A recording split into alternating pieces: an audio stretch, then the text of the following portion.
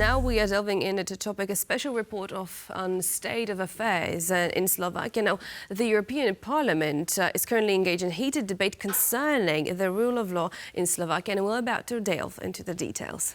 That's right, and our first guest this morning is Mr. Piotr Kaczyński, EU expert from the Geremek Foundation. Sir, pleasure to have you here with us this morning. Good morning. It's good to be here. All right. So what's happening here? The EU is questioning the rule of law situation in Slovakia. Why all of a sudden? Why did that start? Well, it's not exactly that the EU is questioning the rule of law situation in Slovakia. The rule of law situation in Slovakia is deteriorating, and it's a fact. It's a fact. If you read, for example, a statement from EPPO, the Public Prosecutor's Office, from last year of what's going on in Slovakia with the public prosecution and the criminal code. This is effectively leading a lot of people to a conclusion that what is going on in Slovakia is effectively a Hungarization of the Slovak politics. Okay, so the criminal code reform, what kind of reforms exactly, and what's causing the most concern? So the big question here is about the independence of Slovak prosecutors and whether the cooperation will be smooth to fight potential corruption.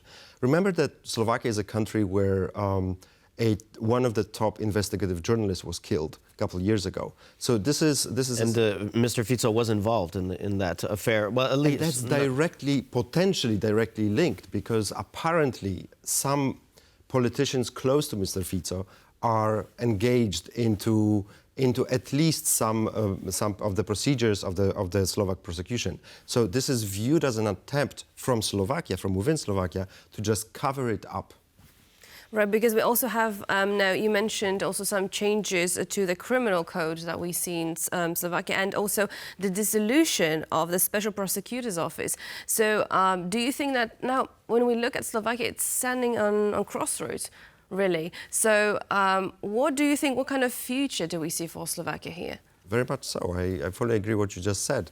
The criminal code is one thing, but it follows with the media pressures.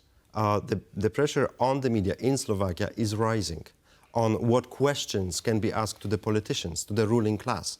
Then there is a new proposal against the foreign NGOs to be registered, exactly like things are going on in places like Russia or Hungary, for that matter. So there are steps that look very much alike the country south to the Slovak border. When you are asking about the question about the choice for Slovakia, a lot of people are mentioning the fact that after the last presidential elections, when Mr. Pellegrini won, Slovakia is going to move away from so-called West camp and more into the East camp. This is not exactly truth. However, they do say that, Pellegrini solidifies now Fico's power, that's for sure. That's for sure, but it's on the internal front. Externally, Slovakia is not exactly in the Orban camp in the European Council, for example. We have seen between December and this year that when Fico goes to the European Council, he is not exactly like Orban. He's somewhere in between. He's listening, he's taking his own decisions and making his own mind.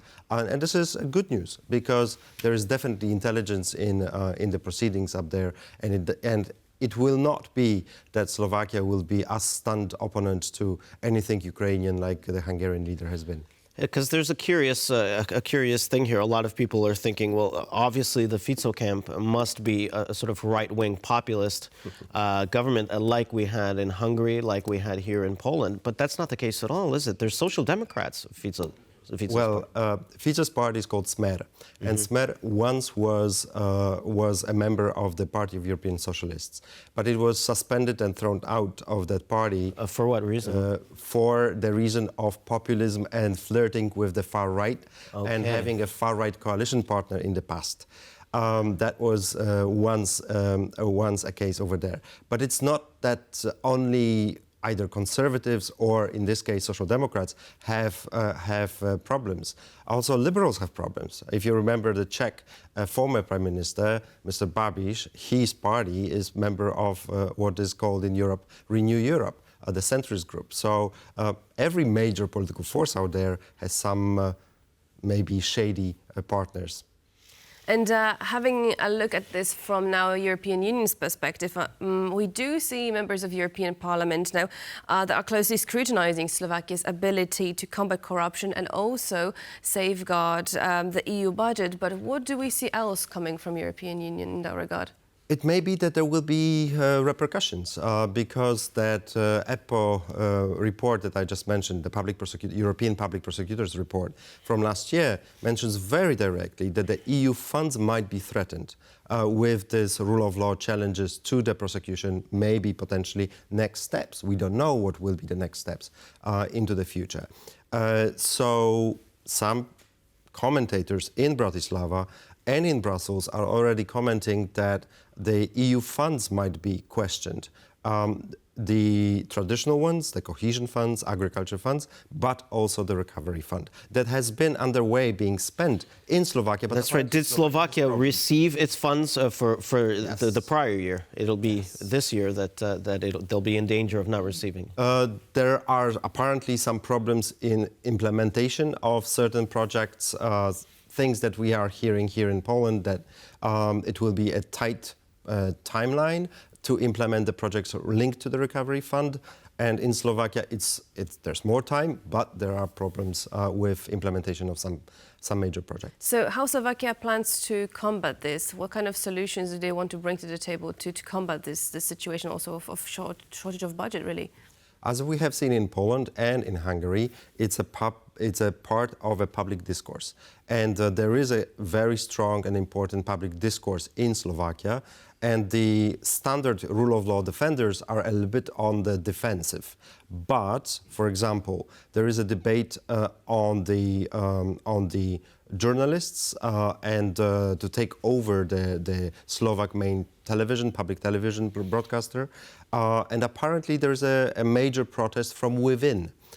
So we don't know exactly what steps will be taken and where this if you prefer, populist or anti-liberal or illiberal reform is going to, how far it will go in Slovakia. It's a question without an answer. That's right, and it seems to have a lot of public support. So even if perhaps a lot of funds are in danger, it might still retain the sort of support. Even here in Poland, the Peace Party still retained a lot of support, even though a lot of money was at stake. Yes, but Slovak case is a bit different because the Smer government is a coalition government. And we have seen that in the past in Czechia, the coalition government was easier to outburst, for example, or to change the government, or to change the policy, to alter the policy, than in countries like Poland and Hungary, when there is a one-party government in office. All right. So there is a light at the end of the tunnel here, yeah? Fingers Would crossed. you say? Fingers crossed. Fingers crossed. All right. So our guest was Mr. Piotr Kaczyński, EU expert from the Geremek Foundation.